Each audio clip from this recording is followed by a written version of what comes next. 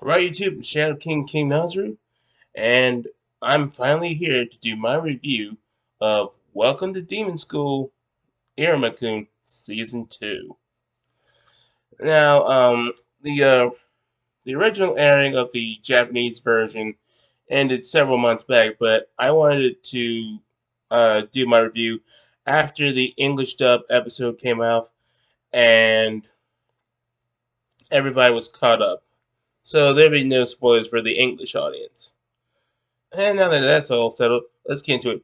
So, Welcome to Demon School Aaron Raccoon Season 2 pretty much starts off with Irma continuing to Babylon School and going on their many adventures, with his Asmodeus Alice, who basically his biggest fanboy slash servant.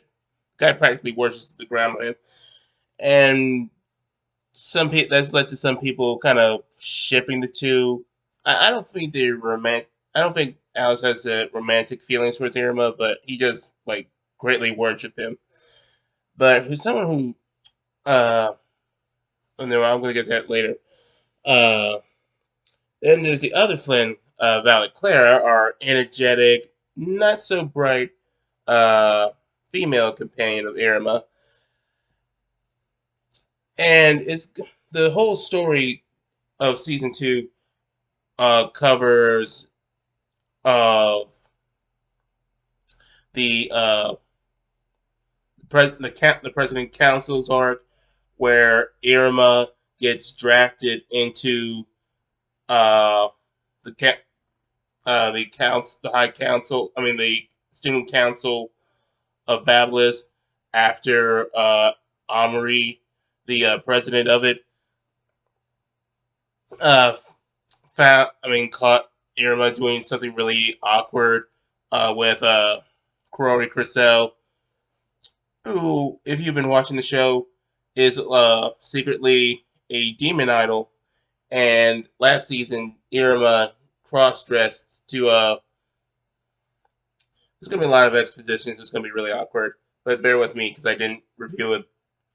But anyway, Irma cross-dressed because she Corey Crissell in her was having a fever because it's a whole incident. You can watch the episode, and he had to cross dress and perform on stage with his friends to buy time for Crocell to uh, recover and take on her persona of Kuromu, not to be confused with Kurumu from Rosario Vampire.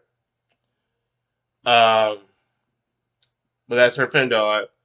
But it wouldn't surprise. But side note, it wouldn't surprise me if that was an inspiration because I do feel like I said before, that Welcome to Demon School Irma-kun was inspired by Rosario Vampire, and I really do love the manga. Not so much the anime though. But getting back on track, Irma is drafted into the student council to make up for his actions, as well as to um, try to save his own club, the Apparatus Club, because they don't have a senior member anymore due to I forgot what that guy's name was, but last season it turns out that he's part of a villainous faction that's trying to get demons to stop being civilized and peaceful and going back to being more malicious and chaotic. So he was part of that, and he got arrested. And that now since they don't have a senior member, their club is at risk. So Irma has to serve with the student council for a time, and if he did well enough, he would join. I mean, he would be allowed to keep his club. Same with Alice, Asmodeus, and Claire, but they joined different clubs.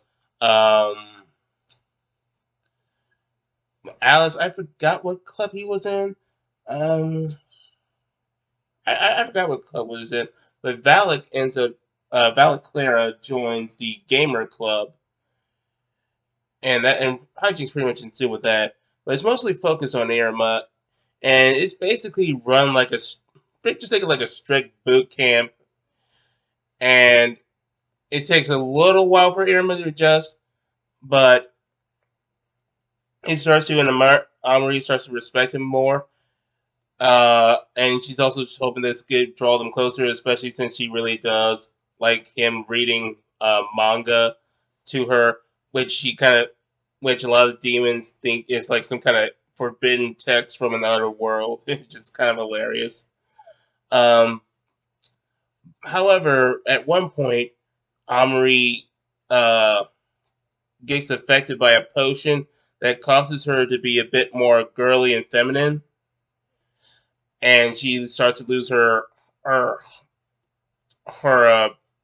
bossy heart nature, and this causes her leadership to be compromised. And even some guy named Ravier, I believe this was his name, Rovier, who's part of another council, tried to get the students to vote him as the new president of the student council. And he's basically just like the whole center. Look at me, I'm charming. His whole cinematization. His bloodline ability is literally to gain people's attention no matter what. I mean, he's just such a attention hog. It's hilarious. Tony Stark wish he could garner the attention this guy easily could do. And it's basically about Irma trying to help Omri gain her confidence back, and which she does, and get through that mental block. And Omri does get through it, and she's grateful to Irma. But it's also the important thing was that she finally realizes that, yes, as many of us have been theorizing, she is in love with Irma.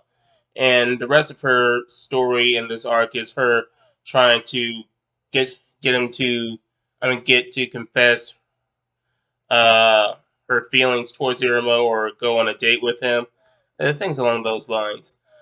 So yeah, so which is also really funny because Omri's father, like a typical sitcom father, is overly protective and doesn't want Irma to date his daughter. Uh, the sheer thought of it could give him a stroke. And another thing that was interesting, the thing that's been happening is that Irma's ring of gluttony, due to Irma getting higher ranks and having so much demonic power, uh, courtesy of his grandfather Sullivan, is actually gained some sentient conscience named Ali's son, or Ali. And he's basically there for comic relief and also to guide Irma on some advice. And he's also occasionally cross dresses. Just think of like a Robin Williams kind of character, sort of. But like when he does the genie thing. But yeah, think that's the closest comparison I can get to. And because of Ali, he's kind of the major reason for the next important arc, which was about Iruma going into the evil cycle, which that that's the part where demons, if they get too stressed out, they go back to their base nature. And for Iruma's case, he acts more like your typical high school punk. The only thing, he doesn't do anything too bad, so he's just more like the bad cool kid. I think that'd be a bit more accurate. And everybody's just surprised because it's just such a juxtapose to what Irma's usually is. He's this sweet, innocent kid, doesn't try to cause any trouble, and then you got this other Irma who's uh very cool, very easily able to intimidate demons, very confident, confident, uh, can get can easily rouse up the troublemakers, and Eve and what quote evil Iruma basically is sick of the other students taking advantage of the Misfits class. So he decides that he's going to have the Misfit class transferred to the Royal One, which was the classroom uh, of the previous Demon King. I think his name was Dirkilla or Dirkilla. Yeah, but I think that's what the Demon King's name was. But they want his old classroom.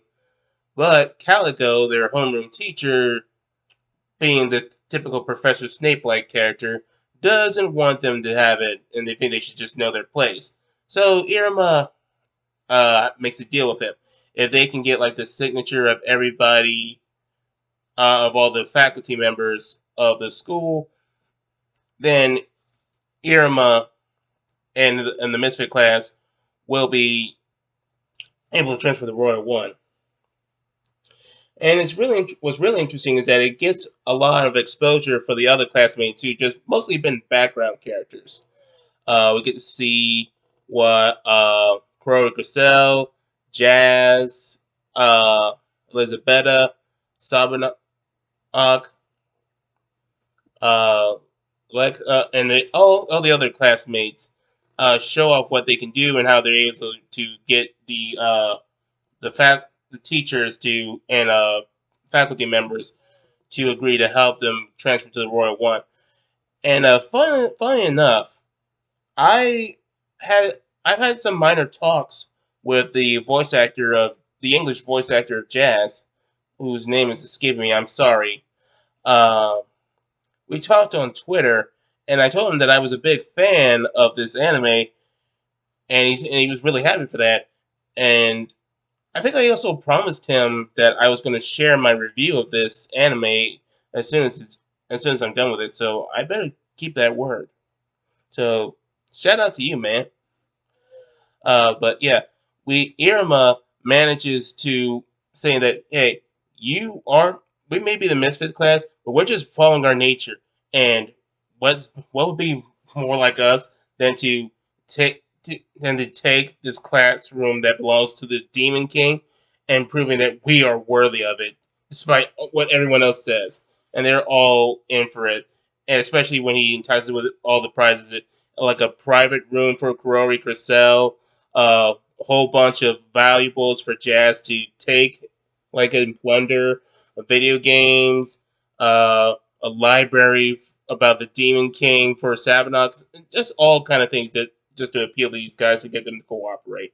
He really does have the leader for it, and it's basically them showing off their skills, like Jazz using his family's techniques to steal um, Caligo's journal just so he could trade off to another faculty member who happens to be in love with Caligo, so he can get her signature.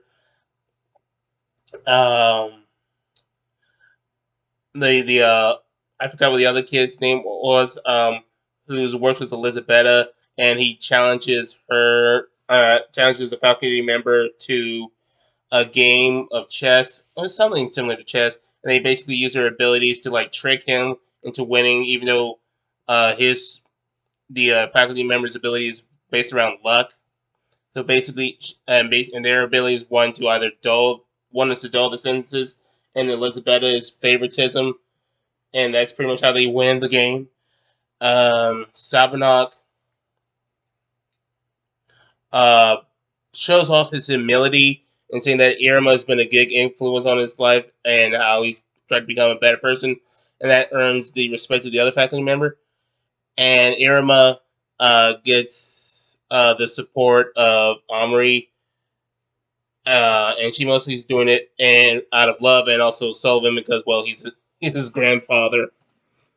And I got it. And just side note, Sullivan has always been funny in the show, but man, is he funny! I mean, just how much he spoils Irma, or like his eggy moments where he gets over the top and cartoonish. But he can also be very intimidating. Uh, you still get a sense that this is still a powerful demon despite his quirky moments. And but going back to the main plot, they they get the signature, but Calico says that they technically didn't get all the faculty members. They just got the ones from like the teachers and the higher ups. They didn't count for every faculty member, which includes like janitors, uh, trash people, all those sorts. And Iruma is starting to feel like he lost his bet, but it turns out that the rest of the faculty members did agree to help because, well, the old Iruma helped them out, and they're just repaying the favor because he really just showed that he's not. And Iruma pretty much learns that while the Misfit Club is foolish, you can still have an impact through your actions, which is pretty nice. It was a pretty nice moment. And let's see, what was the next? And then there was the whole end of Terminus arc, which was basically like think of the finals exams before summer vacation, and they had to most of the students had to improve their grades, otherwise they wouldn't be able to stay in the Royal One. And only like a handful select of them were actually smart, like Karori Crissell or Alice Asmodeus. Uh, but then you got some really dumb ones, especially Clara, who had scores of like 5, 0, 3, a 6, and a 2, and on like 5 different tests. And yet somehow she's kind of doing better than Iruma, and that's partly because Iruma, being a human, doesn't understand, uh, isn't able to read the demon language and understand its nuances. So he's not able to do well in study. But fortunately, a new teacher, Balam, is able to help him. Now, Balam is basically like this half human, half bird demon guy. He has like really wild hair, and he looks very intimidating. A lot of the students are scared of him, but it turns out he's a really nice guy. And on top of it all, he's voiced by Crispin Freeman, the guy who voiced Alucard in Helsing and a whole lot of other things. I think recently he's voicing Kirimaru in Yashahime. But either way, he's he's actually a really nice guy, and he mostly focuses on mythical creatures, well, mythical to demons, which turns out is actually just regular animals and people in the real world. So since Iruma is a natural human, he's able to excel in this field of study. And Bone says he's going to help him out, and because Iruma feels like he's a nice guy, he can trust him. Iruma actually reveals to Balam that he's a human, which makes Balam one of the few demons that actually know that Iruma is actually a human instead of a demon. The others being Sullivan, Opera, and I believe to a degree, Omri knows that Iruma is a human. I mean, she didn't get a like official confirmation, but she pretty much as a suspects or like pretty much deduced that Iruma is a human. She just never told Iruma. Excuse me. Throat's starting to get. She just never told Iruma that she knows that he's a human. But anyway, Abalim starts to get really protective of Iruma, and he decides to help him out in his studies. And because of that, Iruma is able to pass the exam and improve his grade. Also, the other students improve as well because they don't want to get kicked out of the Royal One. And some of the demons do go up a rank, but Iruma didn't go up a rank this round. I believe he goes up a rank in the later arcs which is going to be in season 3. If I recall correctly, he's going to be like rank 5 or 6 at this point. So he'd be around Omri's level. But yeah, Iruma manages to pass the exam as along with the other students, and they pretty much celebrate their whole thing with Iruma having a boys' night out with the gang. They even do a karaoke where they sing this first season's opening. Oh, Bobby, Bobby, Bobby, Bobby, Bobby, Bobby, Bobby, Bobby Lou. Yeah, that song. Yeah, they sing that, and uh, much to Omri's dismay, uh, Clara subverts Omri's plan of having a uh, private reading time with Irma, which she was hoping to confess her feelings towards him into a girls' night out. Oh, not a girls' night out, just a girls' night party. And Clara invites Omri, Elisabetta, and Crow and Cressel, and they pretty much just have this drink, which reveals truths and feelings. And they start talking about what boys are they interested in, and they all kind of admit that to a degree they all like Iruma. So yeah, Welcome to Demon School Iruma Kun technically is kind of a harem anime. Um, Clara says that while she mostly thinks of Iruma as a friend, she's not opposed to the idea of being romantically involved with Iruma, even to the point of marrying him, which really distraughts Omri. Uh, and she's basically considering Clara a rival. And Elizabetta thinks that Irma during his evil cycle is pretty handsome. And Corona Cressel is basically trying to hold back her feelings. She's just saying, I don't have these feelings for Irma, but I think he's really dependable. We can all tell that to a degree. She's kind of attracted to him. And this kind of it led to a funny bit where Omri thought that Irma was a womanizer. Like, Omri, really? A womanizer? Irma's main motivations are pretty much just to graduate without getting killed and to eat food. So there's no way he's a womanizer, and then it leads to this hilarious argument about um, whether or not they should get married to Irma during school or after school. Elisabetta wants to do it while they're school, just make it spontaneous.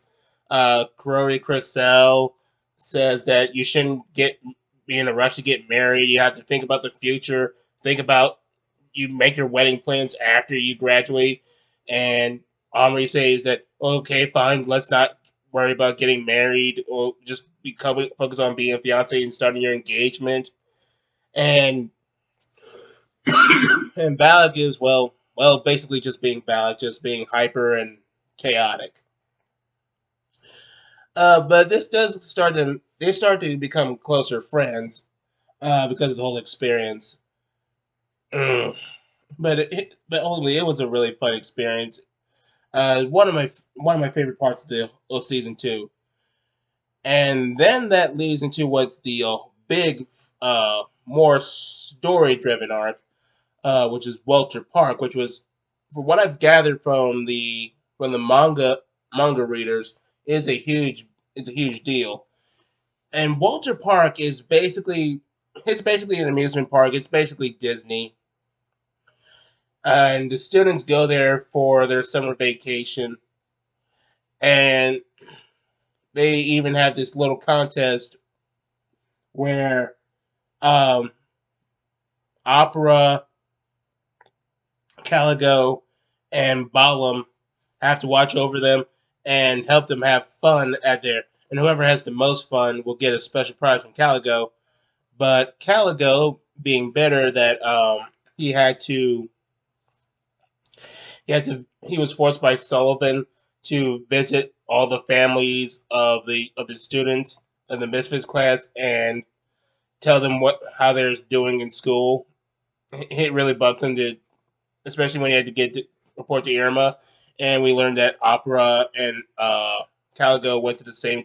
I mean, we're in the same class. They went to Bablis together when they were students, and he bullied him, and still does to a degree. But yeah, Caligo's still bitter about that. So he says that, fine, I'll agree to this, but the losers is going to get twice as much homework that I already gave them for it. And I already gave you extra homework for putting me through that hassle. And uh, Jazz's group, which includes that owl guy, the samurai demon, and the gamer demon, they're with Caligo, and they're so distraught because Caligo is such a killjoy and so serious. There's just no way they could have fun. While Irma is with Balam, Sabanog, and Alice. I don't know if there was another person. And Opera is with the girls, Omri, uh, Clara, Elizabeth, and Crowley Cassell. And Omri is a little upset because she thought that Irma had invited her to a private date at Walter Park, but it turns out he didn't do anything about that. It was just all in her head, and she's just so she's just really upset by that. Just mostly spending time with the girls, and they mostly just it's all about them, the kids having fun, and then it turns out that Walter Park is ran by Rovier, who I told you about, who was running against Omri for the title student council. But the resolution to that was that he wasn't the one to have given that potion to Omri. It was just some Omri fanboy demon, and Rovier and her made peace, and they tried. And he joined the president student council, but he did say that he did have intentions of taking over the student council, which Omri invited the competition. But it turns out that Rovier is the heir to Walter Park. His father is the owner, and Rovier just shows them around the park, and they're having a good time. But Irma, it gets lost, and it goes to like the darker parts of it, but gets saved by this girl who basically treats him like a little brother. But and it's nice and all, but unfortunately, um, turns out the girl is part of this evil faction called the Six Fingers, which works for um, the chaotic group that Irma's senior club member of the Apparatus Club, I mean the Magical Apparatus Club. He works for that kid and his boss, whose name is Ball. Yeah, I think that's what his name was. He works for Ball, and they work for the both of them. And their plan is to not only rescue the kid who's in the underground prison along with other wicked demons whose Walter Park is pretty much just siphoning their magic to fuel all their attractions and all their events. It's kind of messed up in a real way, but in some way they kind of deserve it.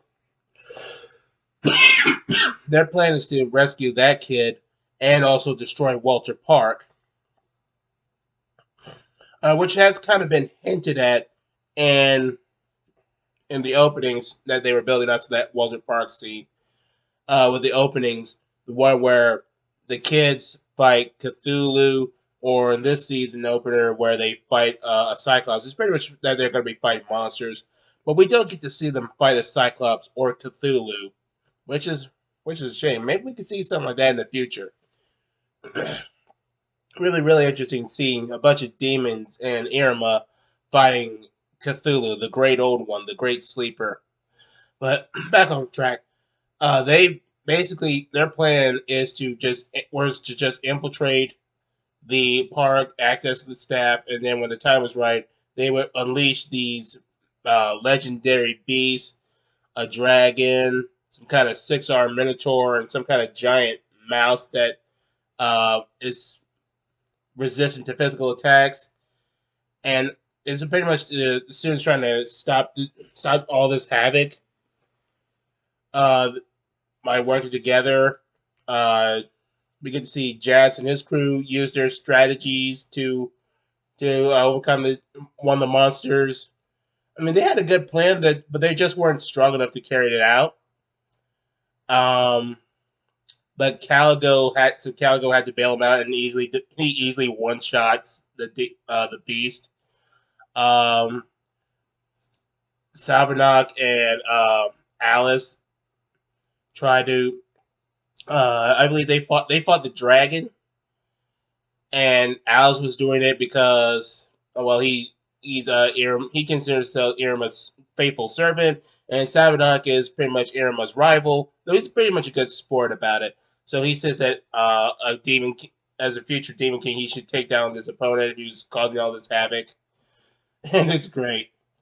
But they're unfortunately they are also not strong enough, and also they were too busy fighting against each other because they have a bit of a rivalry. And it has this one moment where Sabernok is willing to retreat, but Alice is not, and Sabernok's saying like, "Dude, stop trying to throw your life away just because you want to serve Irma. You're not fit enough to be his lance." Because if you want to be his ultimate lance, you have to increase your strength, and you can't do that if you're going to get yourself killed. And that's a bit of character development for Sabinok and a little bit for Alice. He finally has a goal. He wants to be the ultimate servant of Iruma, so he's going to learn how to get stronger and serve him. And it's ultimately about Balam defeating the dragon using his magic, and the mouse was defeated by Opera and Omri, but it was mostly Omri, who basically has this. You remember my Rosario Vampire reviews, where basically Mocha had a hidden personality which tapped into her true power. Omri has something similar to that, except she still keeps her personality. It makes her super strong, super durable, and super fast, but she's not able to maintain it a long time. And Opera is so impressed by that he even wants Omri to study on her. And she's at first she was reluctant to do it because she said that she was going to go work with her father, but then she realized that if she's going to be working with Opera, she would have to live in with Opera and Sullivan, which would also mean she would live with Iruma, which means in her perspective, from a certain point of view, it's like Omri and Irma are already married. This girl's got it bad. I'm telling you, she really has it bad for Irma. And she actually reconsiders and decides that we'll put that on hold, and maybe I'll consider joining. But yeah, they pretty much stop the demons. Uh, I mean, stop the beast even when they start merging together to form a super beast. And Opera, Balam, and Caligo, who reluctantly is forced to help because Opera had Irma perform the familiar ritual and turn Caligo back into his familiar for the year, and it's hilarious. But even then, they're still able to one shot him, but just combining their attacks, and it's pretty hilarious. And it's good that we're getting to see a little bit more world building of Multipart. See how the society works in the demon world, getting some character development and goals from these characters, which is not really good stuff for season two. I really do like this season because of that. We're getting to flesh out some of these characters, especially the side ones, and that's why I feel like Welcome to the Demon School Irma Kun is my third favorite series behind Dragon Ball and Rosario Vampire in that order.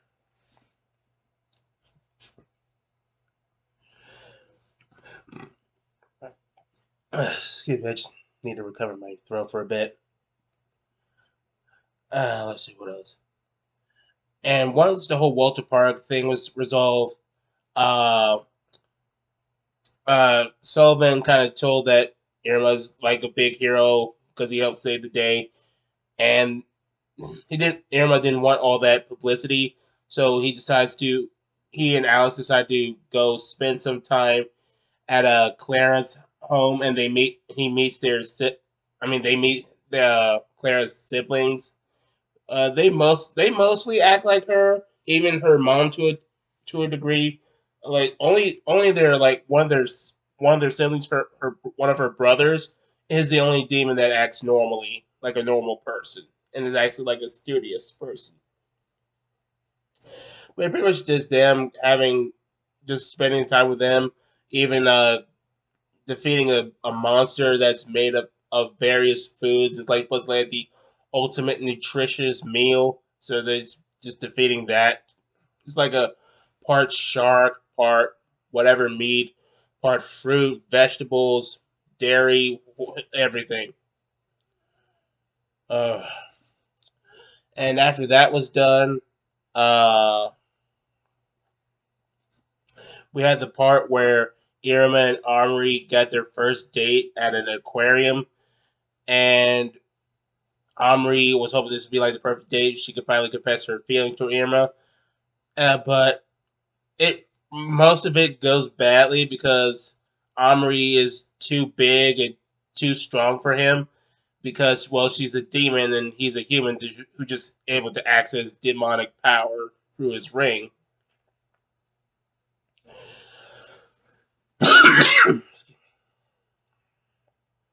And Omri gets a little distraught by the fact that she wasn't able to get her a perfect date, but Irma's able to save it by carrying her like a princess, saying he had a good time using the magic ring to lift her, and he ultimately turns around to being the best date ever in her eyes. It was a nice moment, and then the final bit was just the whole end of Terminus story, where Sullivan takes Irma out shopping for stuff they're going to need for the next term. Uh, and it's a little slice of life moment. Even get to see Sullivan use a little bit of magic to stop the shoplifter, but it also does have a good bit of world building as Sullivan talks about. I mean, we see some demons say that praise Sullivan. They ask why hasn't he become the demon lord yet? He could have became a demon lord a long time ago and would have had the full support. And Irma starts to wonder this, and Sullivan says, "You know what it really means to be the Demon King? Because the last Demon King was Dracula, and he's basically like the guy who is really laxed, but he still says everybody needs to do what I say, do what I want. I don't care if it's inconvenient to you. I'm the Demon King. We're gonna do this, and you're gonna experience my greatness and my vision for the of greatness for the demon world." And Sullivan says that's pretty much the power of the Demon King. He is absolute. To them, he's basically God to these people. So whoever the Demon King is has absolute authority. And even to make a perfect parallel, Sullivan mentioned this that if there were two roads and a bunch of demons argue for a decade and finally make a decision to go to the right of the road, the demon as soon as the Demon King says no, we're not going down that way. We're going we're going north, straight ahead. Even if there's no path straight ahead, the demons are going to follow that order and create a path going straight. That is how much power the Demon King has over these people. He doesn't control most of the demon world, he controls all of it. He is the demon world. And then Sullivan says that Irma, did you want to become the Demon King? And he would if he said if he did, he would fully support it, and he and Aaron was just holds shy of it. But he's slowly starting to contemplate it about becoming the Demon King. And I have read some manga scans where he does say that he is open to becoming the next Demon King, but he doesn't exactly have a full vision of what he would want the Demon World to be. Uh, but those are all my thoughts on season two. It's basically a recap. Oh no, I really did love this season. Uh, really, still funny. Still got some great character moments. Getting some development. Good world building. Um, really great. I definitely recommend that you people all watch Welcome to Demon School Iruma. It can be a really great anime. Uh, I can't express enough. You guys gotta get it a chance. The season two just finished with the English dub, so now it's a good time to catch up before season three starts. So those are all my thoughts. I'll catch you mortals later.